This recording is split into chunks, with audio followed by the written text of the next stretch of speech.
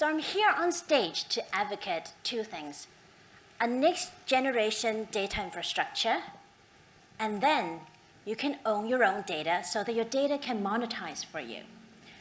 So the reason I'm on stage today is because I think the entity should be responsible in leading this next generation infrastructure is not doing it. And some other entities who are doing it might not have the fundamental requirement, trust, in doing it. So, what is data assetization? It's not even a word in the dictionary yet. So let me define it. Asset. Everyone knows that's something that belongs to you, something that you own, that can generate periodic income for you. So it's like working. You get monthly salary, but minus the work. So it creates revenue for you, okay? Assetize is a verb of turning the asset, turning something into an asset so that it makes money for you. Assetization, a noun. A noun which is a process of turning something into an asset. So I believe our future built upon data assetization. Let's hop onto the time machine and go to 2030. As a medical research student, you might want to invent a new diabetic medicine. You will go through the lab without having your patient going into the lab.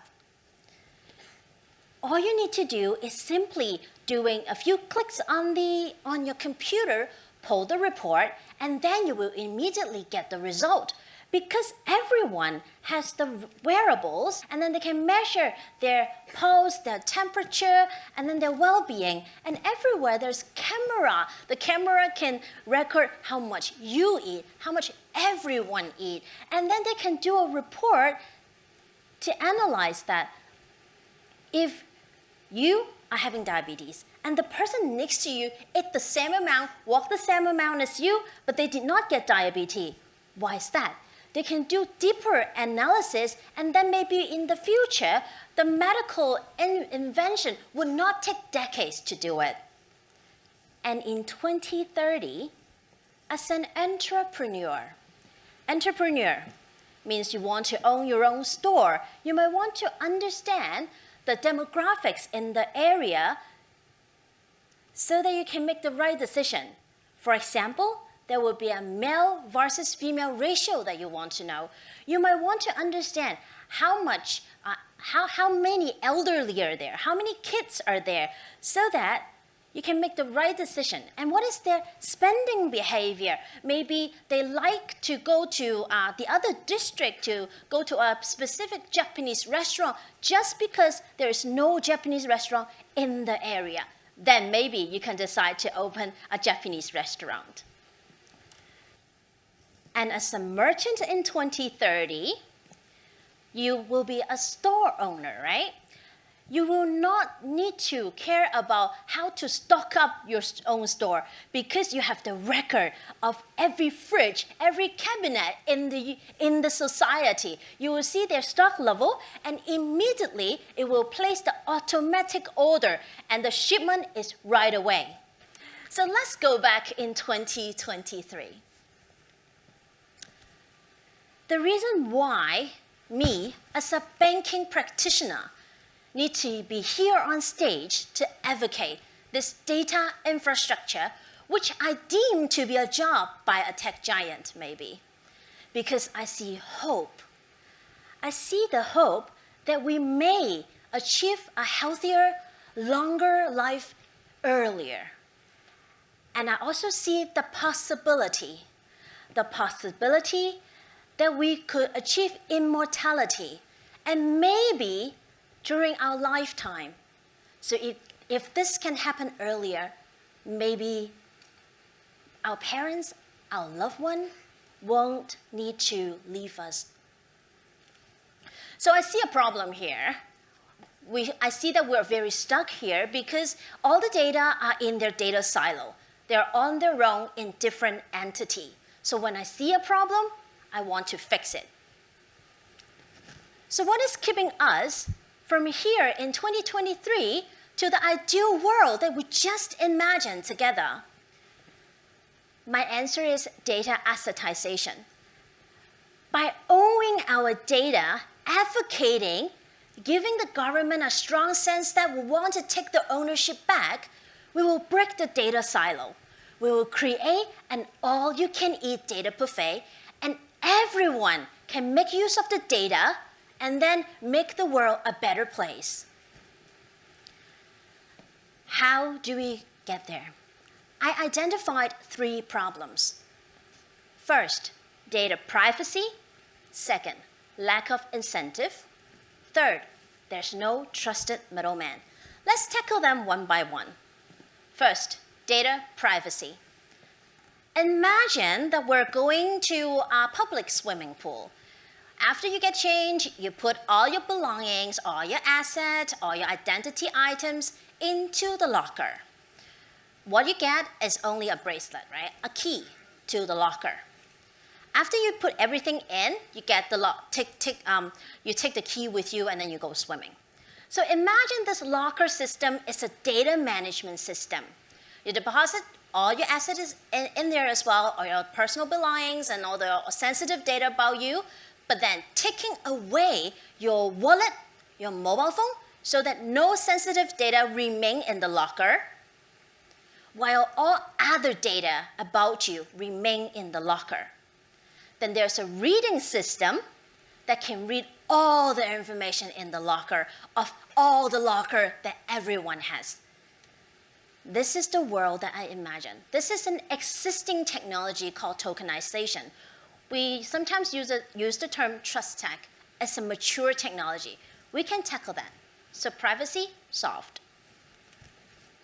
Second problem, lack of incentive. This is a very interesting topic.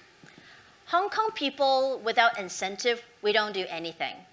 You tell them, I can make your parents live longer. They may even have hesitation, okay? Okay, what about I'll tell you I help you save time? They say, maybe. Okay, but do you know that after implementing the fee for going shopping and then you get a plastic bag, you need to pay a fee? 90% of the plastic bag use less. So basically, when there's incentive, Hong Kong people will do it. Okay, so my idea is you need to create passive income for them so that they don't need to work and then they get the money, Hong Kong people will be happy. Okay, so how to get the passive income? Basically, you have verified data deposited in the bank, and then the bank can help you to do the questionnaire. Remember the questionnaire, the survey you fill every time? Basically, most of the information about you is already existing in the system. Your demographics, your preference, and then some of the measurement or the particular type of question that we ask, you might have demonstrated the behavior through your browsing history and through your purchasing behavior. So this kind of verified data can be used for marketing research, and in return, it can generate passive income for you. This is a true motive for you. So problem number 2, solved. Problem number 3, there's no trusted middleman. In your lifetime as an adult, we cross paths with 500 entities. Schools, medical companies, public utilities, management companies, social media, and all types of shopping platforms. There's no way that you can condense that much information about you and then deposit into a place, right? That's too much work for you. You won't do it. We need a trusted middleman for it. So let me ask you 3 questions that I need your participation. The first one, you can answer it in your heart. Okay, so which entity would have that type of connection, connecting to 500 entities? Second questions, I need you to participate. Who do you trust most out of the three entities? Government, bank, or tech giants? So, who trusts government the most? I can see one hand, or probably two. Okay. Who trusts technology giant the most, like Amazon? Because after all, we use cloud service, Microsoft cloud service as well. So all the data, after all, they go back to the technology structure that they own. So who trusts the tech giants? I see a few hands up there. Okay, who trusts bank the most out of the three? Thank God. Thank God I got the right solution. Thank God. Okay, so I see some of you might not have raised your hand. Let me change the angle and ask you another question. What if you need to deposit a DNA report in the depository so that other mankind could make use of the report? Who would you choose to deposit with? So, I believe bank naturally as your trusted person. After all, we all deposit our asset with them, our cash, our stocks, our bonds with them. We sometimes deposit our valuable belongings to them, like gold, jewelry, maybe your house is with them. So they have our natural trust. They have been our trusted guardian for a long time. But I would say they are the sleeping pioneer. Back in the days when there was no steel, bank already invented safe deposit box for you to keep your belongings. And then later, before the landline even crawled around the globe, the bank already invented telex so that you can send money across the globe. And then, before internet even invented, there's ATM network so that we can withdraw cash around the globe globally. They have been the pioneer for ages until now. So let's see, we could encourage them to be the next generation data infrastructure again. What is it like for data assetization? Let's go through the two phases. Phase one, it's a closed-loop environment where 4 steps are involved. Digitalize. It means critically collect the data about you and then have the purpose in mind that everything that you collect must be digital. Assetize.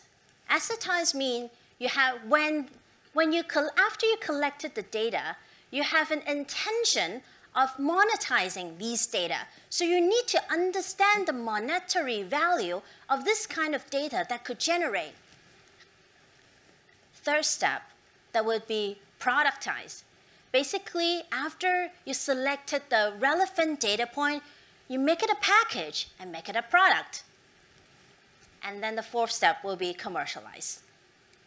So let's have phase one example.